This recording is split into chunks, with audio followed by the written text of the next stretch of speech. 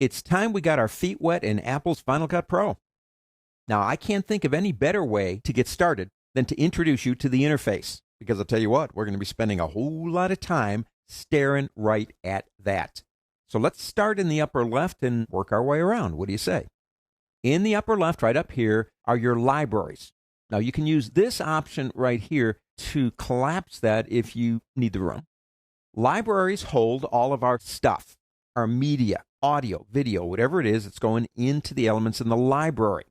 There are two parts to a Final Cut Pro project. Actually, there's about 102. But the two that you have to have is you have to have libraries with media in them, and you have to have a project, which is down here. Now, we're not going to make a project in this lesson. Let's just look at what we have. And I did do one thing. I took the liberty of loading one video so you could see something over there. If I come into this area, now I'm not clicking my mouse. I'm just simply moving it. That's called skimming. Now, skimming allows me to go backward and forward very quickly. We'll get into how that's going to help you when you do editing later, but you can skim. I've turned off one default, audio skimming right here. Now, if you don't like skimming, you can turn that off too. But audio skimming is you hear my voice, and I don't think you want to hear me going backward and forward. To me, it's annoying most of the time, and I turn that off. Now, it's easy with the shortcuts, the letter S on your keyboard or Shift S for audio skimming. You don't have to come here. Keyboard shortcuts, if you know anything about me, are a pretty big deal. So we can skim, we can go up there. Let's look at some of our options down here. You have the number 30 seconds right there, 30S. That's how big each one of these clip areas is, 30 seconds.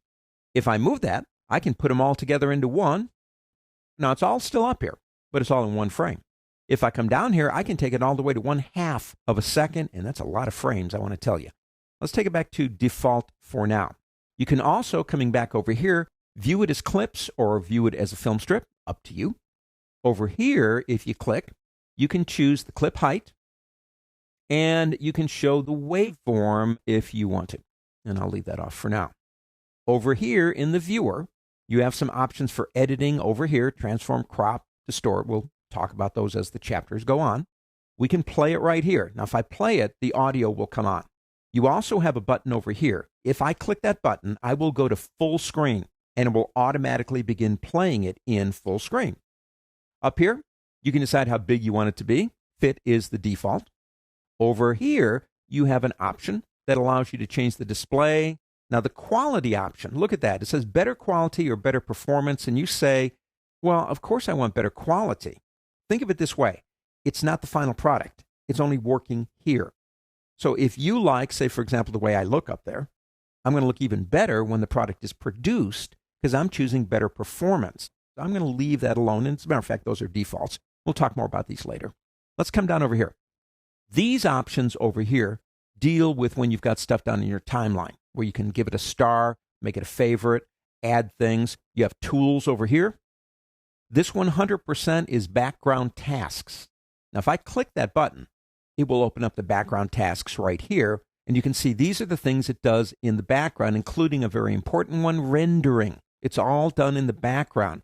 So if you've got a really good system, you might not even notice anything happening as Final Cut Pro works to kind of catch up with you. Let me go ahead and close that.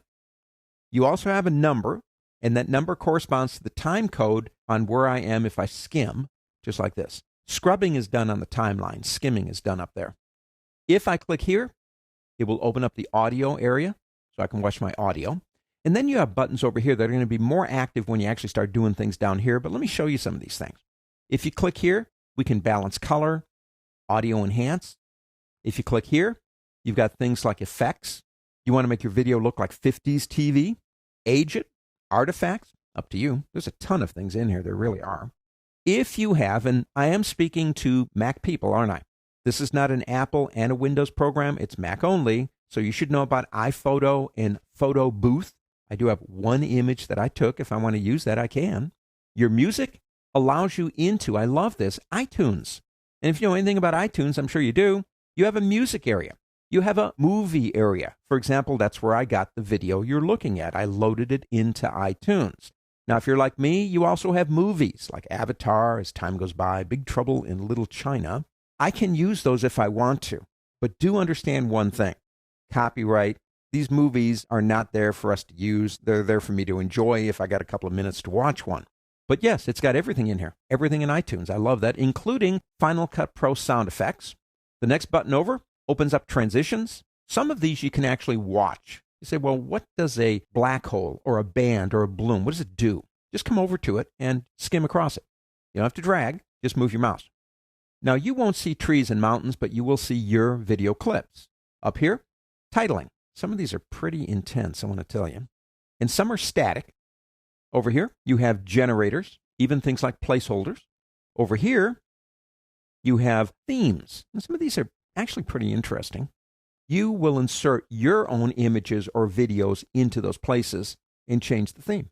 Finally, over here, this button here opens up the area known as the inspector. Of course, you have less room up at the top to work, but if you're on the timeline and you have something selected, it gives you more information about what you have selected.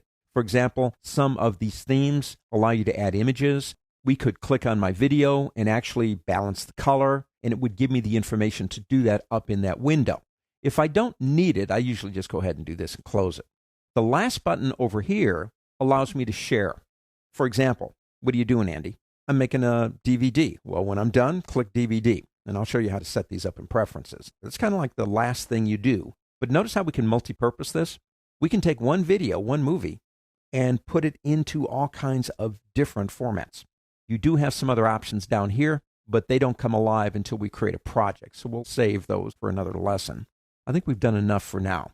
Get to know Final Cut Pro's interface. Like I said, we're going to be spending a whole lot of time here.